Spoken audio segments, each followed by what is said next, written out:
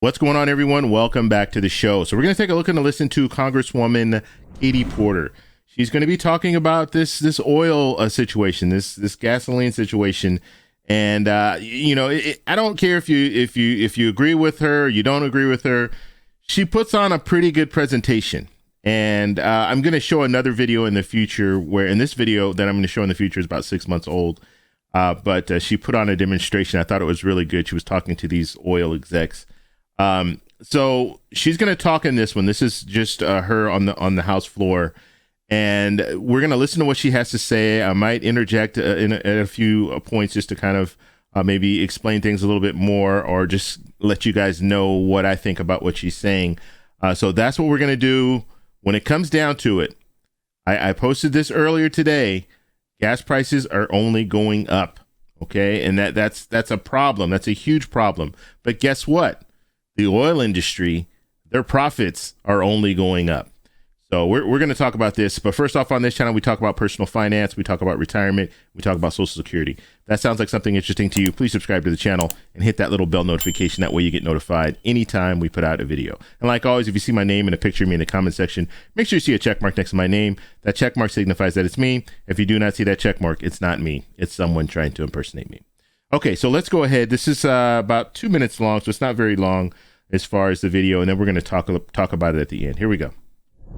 Families across the country are struggling to keep up with rising gas prices. In Orange County, California, the price of gas is nearly $6 a gallon, and the price has gone up $2 a gallon in just 1 year. As a single working mom, I see the difference every time I fill up the tank for my minivan. I know that higher gas prices are painful for everyone in our country, and especially burdensome for families with limited transportation options and tight budgets. These higher gas prices are also pushing up the costs for small businesses and grocery stores, contributing to the higher prices that families are paying for everything from food to furniture. Orange County families need Congress to hold oil companies accountable when they use their market power to unfairly raise prices. These corporations are making record profits, the highest that they have been in over 7 years, even as Americans are struggling. They plan to use these profits to buy back over $35 billion in stock, rather than investing in production to increase supply, transitioning to green energy, or bringing down the price at the pump. The oil. Now, she said some key things there. So the record profits, they're not trying to produce more oil at this point. They have that opportunity, but they're not taking up that opportunity. They're taking in the record profits, right? Buy more stock, take in the record profits, and don't produce more oil. Just the oil that you have is what you have, and just hike those prices up. So we're looking at that. So she's addressing some of the real serious issues that we're facing. She also talked a little bit earlier, and I tried to come in, but I couldn't pause it. But she was talking about the price of everything going up, and I've talked about this before.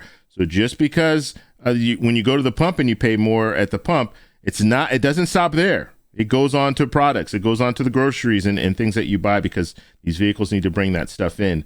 So all around, this is a bad situation for the American people. The only people who are looking good right now, the oil industry. The oil industry is looking really good, and people who are invested in oil, they're looking really good right now, because they're receiving record profits at this point. The oil and gas industry currently has more than 9,000 permits to drill for oil on federal land, but they are deliberately keeping production low to please their investors and increase their short-term profits. Even when the price of crude oil falls, oil and gas companies have refused to pass those savings on to consumers. Let me be clear. Price gouging is anti-capitalist. It exploits a lack of competition, which is a hallmark of capitalism. It is an effort to juice corporate profits at the expense of customers. Energy markets are reeling because of Russia's invasion of Ukraine. Big oil companies, however, are using this temporary chaos to cover up their abuse. Congress cannot just allow this profiteering to continue. 2 weeks ago, Representative Schreier and I introduced the Consumer Fuel Price Gouging Act to give our Federal Trade Commission the authority to crack down on oil and gas companies that increase prices unfairly. Current antitrust law prohibits price fixing, but there is nothing in the law to stop price gouging by individual companies. This bill would close that loophole, and I urge my colleagues to pass this bill. Okay, so she's talking about this bill, this price gouging bill, and I don't know all the details when it comes down to the bill, but I do know that there's a serious problem. If you're looking at these oil companies and they have record profits while everyone else is suffering, that there's a problem that needs to be addressed.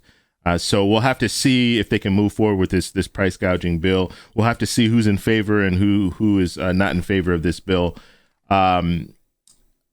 When it comes down to it, we kind of know how things go, right? You have Democrats, you have Republicans. If Democrats want a thing and want something, and Katie Porter's a Democrat, Republicans are going to be against it. That's just automatic.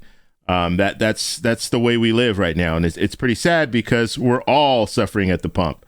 It's not just Democrats that go to the pump and have to pay more. It's everybody: Democrats, Republicans, Independents, Green Party. Everyone is paying more at the pump. And this is causing a huge problem. Okay, we have inflation. We have gas prices that are on the rise. We have products, because of inflation, products are higher, more expensive. And because of high gas prices, groceries are higher and more expensive. So it's all around, it's not good for the American people. And it's good to see that she's actually out there trying to present this bill or introduce this bill into on the House floor. We'll have to see if it has any power to move forward. But yes, this is a serious problem, and she is at least talking about it. You have a lot of politicians that are just not talking about it, or you'll have politicians who are just attacking the president for this. Okay. It's the president's fault. It's the president's fault. Okay. What are you going to do to fix it? They have no answers. Okay. They don't even put forward a plan. We have, and when I talked about this before, we have a midterm election. So usually politicians will come out with their plan. That's kind of how they get reelected, or that's how they get elected. They have a plan. They tell you this is what we want to do. Right now, especially in the Senate, Republicans have not come out with a plan. Okay, so that should be concerning, because usually if you're running for office, you let people know what you want to do. But Republicans are choosing not to do that. Okay, the minority leader, Mitch McConnell, has said, look, we're not putting forward a platform. Once we win, then we'll let you know what we want to do. And that's kind of scary when you think of it that way, because if you have good stuff to share, you're going to share it before the midterm election. But if you don't have anything good to share, you're not going to say anything. You're going to stay quiet. And then when you win, then that's when you say, okay, this is what we're going to do. This is what you voted for. And then it's too late at that point, especially when it comes to senators. When they get reelected, they're there for 6 years. 6 years goes. By the time they run again, you're going to forget. 5 years later, you're going to forget what they didn't even promise anything, but you're going to forget the things that, if they didn't do anything, or they do something that is not what you want, most people are going to forget after 5 years. I just wanted to show you this video. I want to know what you guys think about this, so let me know in the comment section below. If you like this video, please give me a thumbs up. Please subscribe for more, and I'll talk to you in the next one. Bye.